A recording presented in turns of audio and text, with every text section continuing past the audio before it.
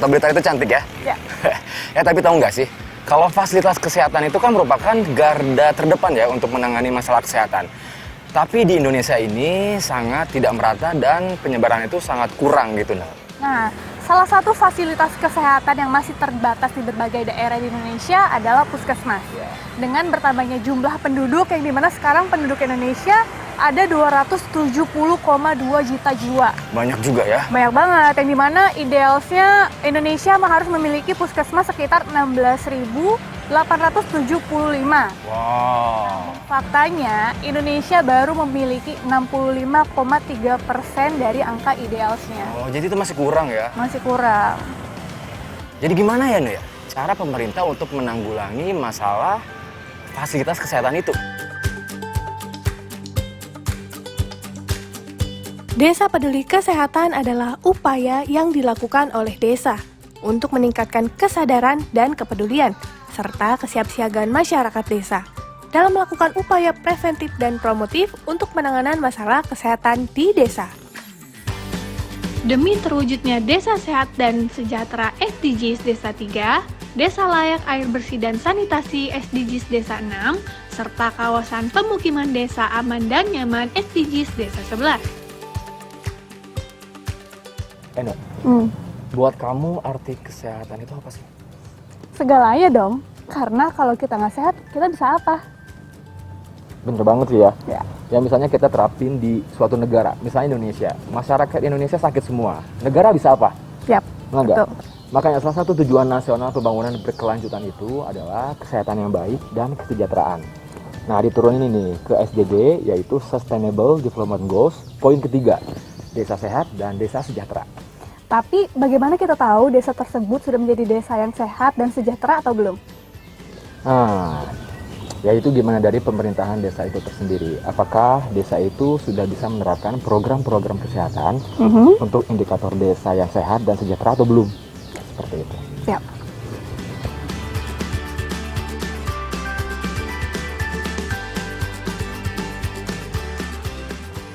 Desa Peduli Kesehatan pada dasarnya mendorong pembangunan kesehatan di desa melalui peningkatan kesadaran, kemauan, dan kemampuan hidup sehat bagi pemerintah dan warga desa agar mampu menemukan, mencegah, dan mengatasi permasalahan kesehatan yang ada di wilayahnya sehingga terwujud derajat kesehatan masyarakat yang optimal.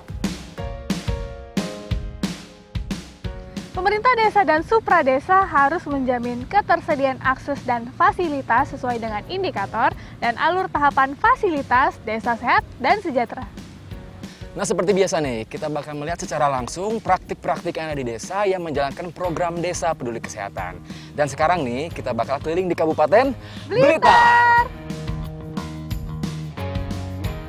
Pemerintah Kabupaten Blitar telah menganggarkan 24,76% dari APBD untuk bidang kesehatan.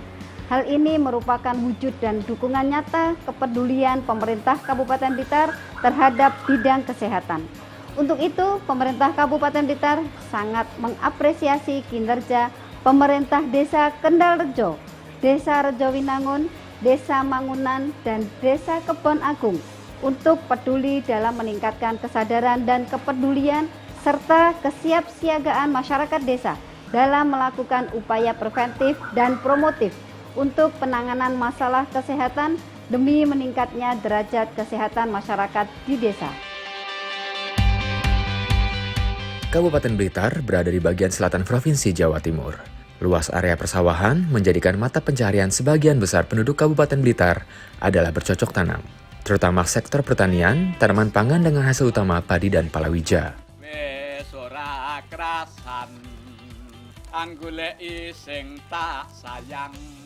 Sekarang, kita menuju ke desa yang pertama.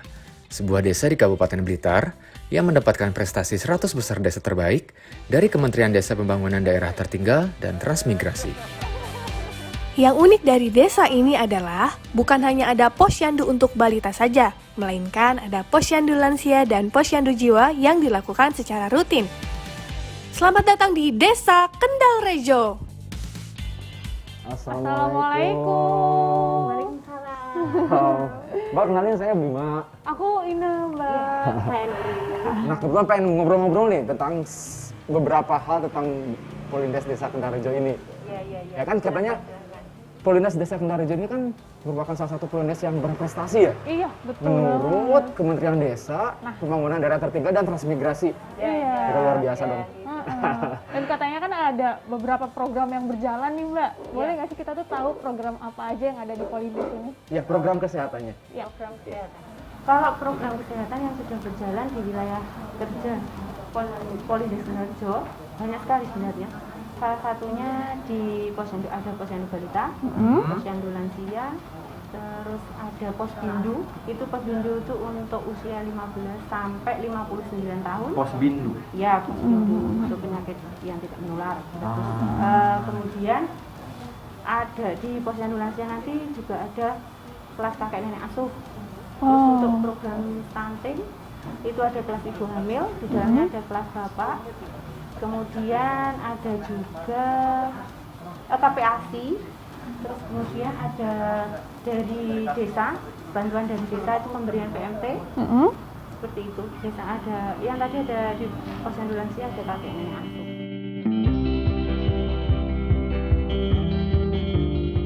Saat pandemi COVID-19 melanda, Desa Kendarejo tanggap menghadapi dengan melaksanakan program seperti pemberian bantuan untuk warga yang terdampak, bantuan vitamin dan sembako bagi warga yang sedang menjalankan isoman, disinfektan ke rumah-rumah dan lingkungan desa, pengaktifan posko PPKM dan ruang isolasi desa. Kamu juga memberikan edukasi pencegahan COVID-19 dan berpartisipasi aktif dalam mengaktifkan kegiatan vaksin COVID-19. Untuk merealisasikan Desa Peduli Kesehatan ini, perlu komitmen besar dan anggaran yang besar pula. Pak, kan kita itu lagi keliling-keliling ya Iya. di Kabupaten Blitar. Kebetulan kita itu tertarik banget nih sama Desa Kendarejo. Karena Desa Kendarejo ini merupakan salah satu desa yang berprestasi nih. Terima kasih. Iya. Dan kita juga penasaran banget, Pak, bagaimana sih cara merealisasikan Desa Peduli Kesehatan ini? Maaf ya, saya lepas ya, Ya. untuk Iya, silakan. biar jelas untuk bisa menjelaskan apa yang jenengan sampaikan ke saya. Jadi untuk tiap tahun kita kurang lebih 144 juta kita gelontorkan untuk kesehatan, untuk posyandu, untuk kadernya, kemudian untuk lansianya, dan bahkan saat ini kita fokus pada pencegahan stunting. Jadi ketika ibu hamil, untuk pencegahan ini kita sudah bersama bidan desa untuk mendeteksi ada kemungkinan stunting. Ya, stunting. Jadi kita tingkatkan vitamin ibunya, kemudian kita perhatikan terus. Oke, jadi kita juga untuk meningkatkan anggarannya. Sekarang, kita akan melanjutkan perjalanan ke sebuah desa yang tahun lalu dinobatkan sebagai desa digital oleh Gubernur Jawa Timur, Desa Rejowinangun. Betul sekali. Pada tahun 2020, Desa Rejowinangun diresmikan sebagai desa digital oleh Gubernur Jawa Timur. Salah satu produk digital Rejowinangun adalah e-health.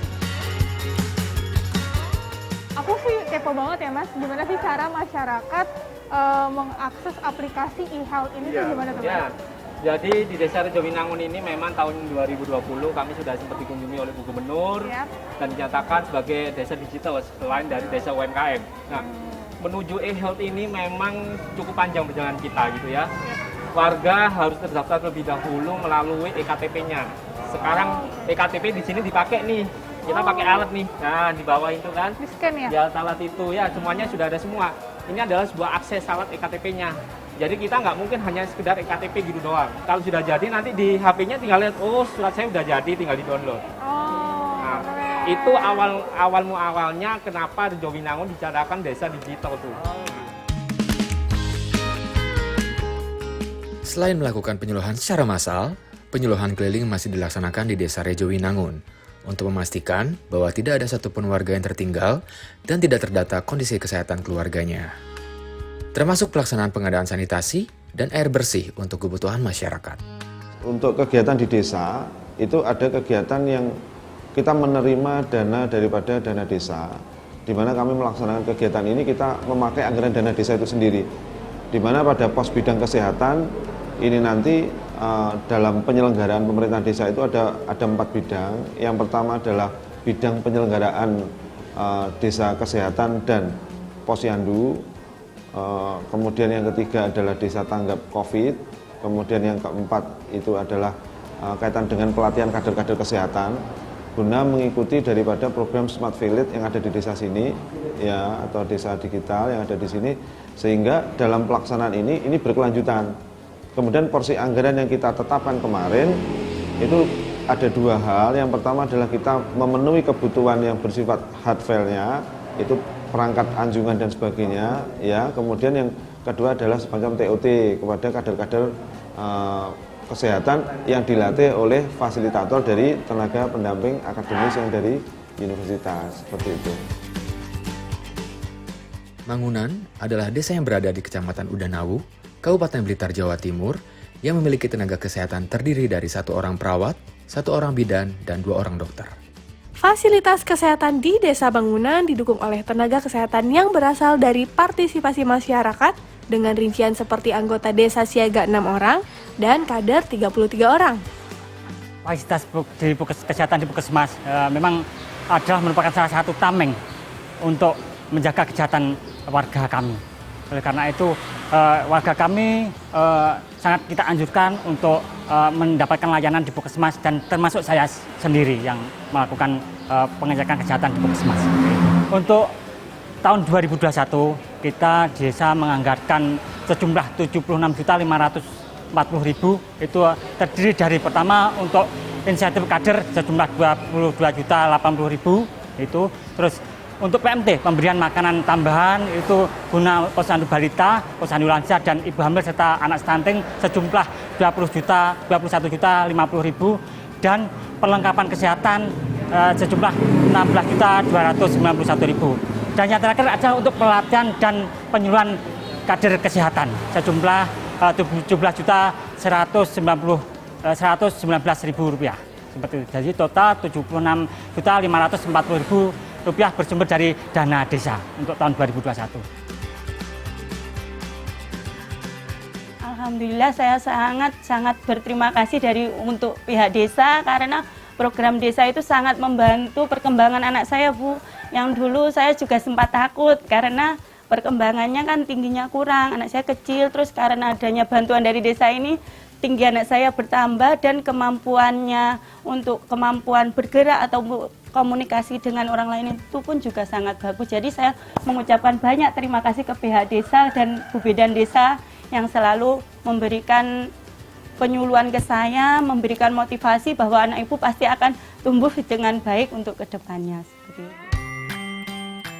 Dari rekomendasi Pak Kades, ada satu lagi nih desa peduli kesehatan yang wajib kita kunjungi, namanya Desa Kebon Agung. Oh, desa yang memanfaatkan pekarangan untuk menanam tanaman obat ya? Yap, betul sekali. Makanya desa yang satu ini dijuluki Kampung Toga atau lebih dikenal dengan Kampung Toga Turi Putih. Di sini, mereka memiliki tanaman apotek hidup yang di dalamnya terdapat ratusan tanaman obat yang lengkap dengan keterangan dan khasiatnya terhadap kesehatan. Karena saya melihat potensi yang ada di Desa Kebon Agung ini sangat luar biasa. Di kampung saya ini luar biasa, yang namanya pertama itu dari mengolah empon-empon atau tanaman rimpang.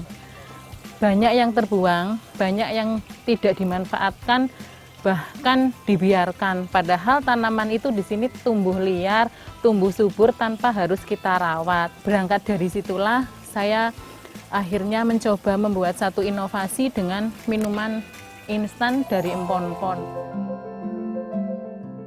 Dari tanaman-tanaman obat itu, mereka menciptakan produk minuman herbal dan olahan lainnya seperti keripik. Proses pengolahannya juga tentu melibatkan warga sekitar. Dengan adanya produk olahan tanaman herbal dari Taman Apotek Hidup di Kampung Toga Turi Putih, Desa Kebon Agung, selain meningkatkan kualitas kesehatan masyarakat, mereka juga mampu meningkatkan perekonomian warga desanya.